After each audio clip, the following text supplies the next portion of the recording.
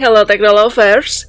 Dalam hitungan hari, Indonesia akan menyambut kedatangan 3 unit jet tempur Dassault Rafale yang dipesan oleh Kementerian Pertahanan untuk memperkuat TNI Angkatan Udara. Sesuai rencana, prosesi serah terima pesawat tempur canggih ini akan dilangsungkan di Jakarta pada 29 Januari 2026. Momen ini bukan sekedar seremoni, tetapi penanda penting dimulainya babak baru modernisasi kekuatan udara Indonesia. 3 unit Rafale ini merupakan gelombang awal dari total 42 pesawat yang akan diterima Indonesia secara bertahap. Kehadirannya menempatkan Indonesia sejajar dengan negara-negara yang telah lebih dulu mengoperasikan jet tempur generasi terbaru. Sekaligus mengirimkan sinyal jelas bahwa Indonesia serius menjaga kedaulatan wilayah udaranya. Pengamat militer dan intelijen Susaning Tias NH Kertopati menegaskan bahwa pembelian Rafale bersama rencana pengadaan jet tempur F-15 bukanlah langkah agresif atau persiapan perang terbuka. Menurut Susaning Tias, yang akrab disapa Nuning, keputusan ini sepenuhnya berada dalam kerangka penegakan kedaulatan dan penegakan hukum di wilayah udara Indonesia. Dalam hukum internasional, setiap negara berdaulat memiliki kewajiban mutlak untuk mengontrol dan mengamankan ruang udaranya. Indonesia sebagai negara kepulauan dengan bentang wilayah udara yang sangat luas, menghadapi tantangan yang jauh lebih kompleks dibandingkan negara kontinental dan jalur penerbangan internasional, kawasan perbatasan, hingga wilayah udara di atas laut lepas. Potensi pelanggaran selalu ada. Pembelian pesawat jet tempur untuk Indonesia adalah untuk kepentingan penegakan kedaulatan dan penegakan hukum di wilayah udara Indonesia. Beberapa kali pelanggaran udara dilakukan oleh pesawat jet tak dikenal atau dikenal juga dengan black flight, ujar Nuning pada Sabtu 24 Januari 2026. Yang menambahkan, dalam praktiknya, pelanggaran wilayah udara tidak selalu datang dalam bentuk agresi militer terbuka. Banyak kasus justru melibatkan pesawat tanpa identitas jelas, penerbangan tanpa izin, atau misi pengintaian terselubung. Dalam situasi seperti ini, negara wajib memiliki kemampuan intersepsi cepat, identifikasi visual, hingga pemaksaan pendaratan bila diperlukan. Sebagai mantan anggota Komisi 1 DPR RI, Nuning juga mengingatkan bahwa kewajiban ini bahkan mencakup wilayah ruang angkasa dalam batas tertentu.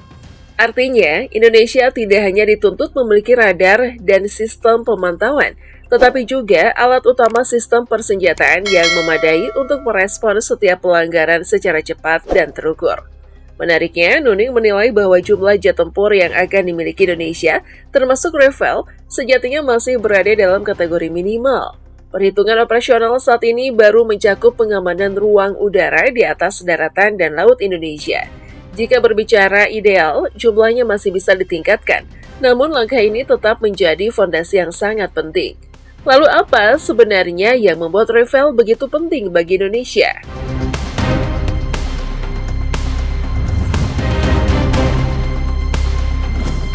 Spesifikasi teknis Dassault Rafale.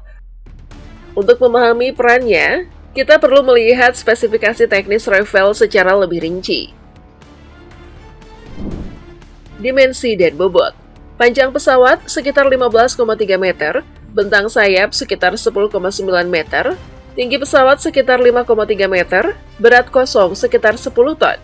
Berat maksimum lepas landas atau MTOW hingga 24,5 ton. Dimensi ini menjadikan Rafale cukup kompak, namun tetap mampu membawa beban senjata besar dan bahan bakar dalam jumlah signifikan.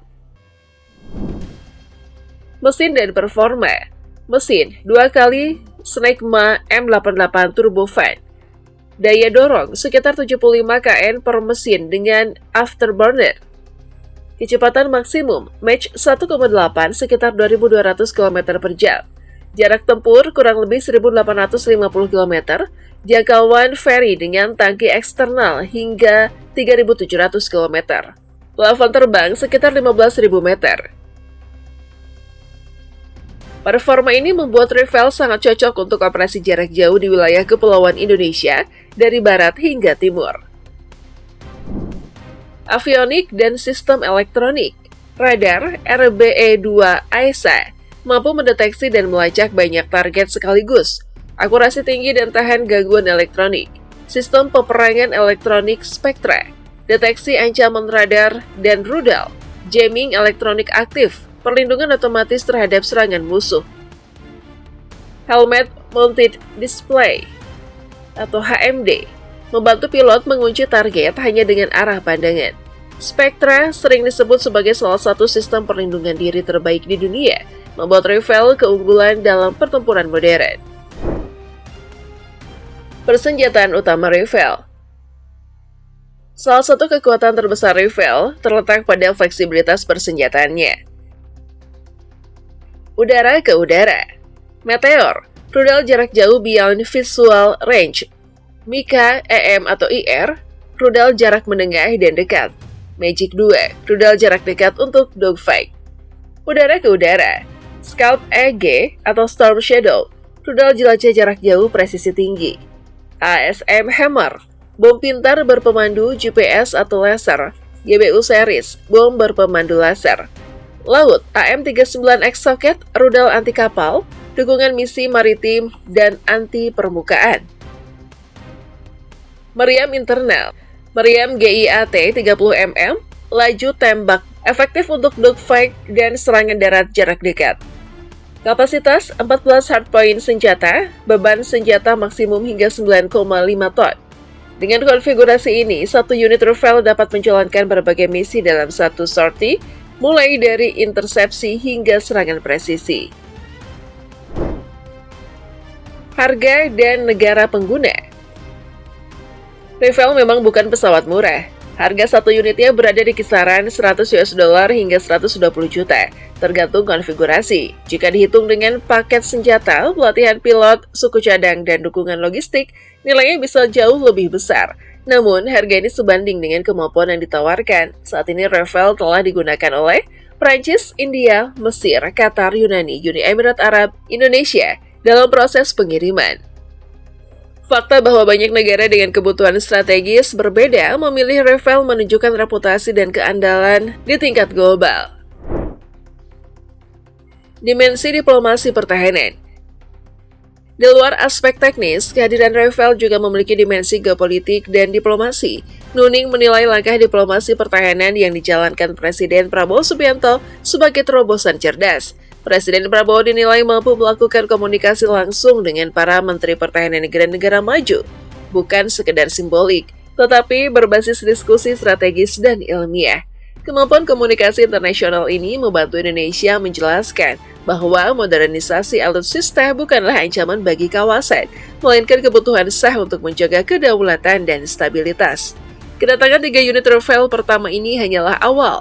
Tantangan berikutnya adalah integrasi ke dalam sistem pertahanan udara nasional, pelatihan pilot dan teknisi, serta penyesuaian doktrin operasi. Jika semua berjalan sesuai rencana, Rafale akan menjadi tulang punggung kekuatan udara Indonesia dalam 1 hingga 2 dekade ke depan. Lebih dari sekedar pesawat tempur, Rafale adalah simbol kesiapan negara. Di tengah dinamika kawasan dan meningkatnya kompleksitas ancaman, Indonesia memilih untuk bersiap secara rasional, terukur, dan sesuai hukum internasional. Dan inilah pesan utamanya, menjaga kedaulatan bukan soal agresi, melainkan soal kesiapan.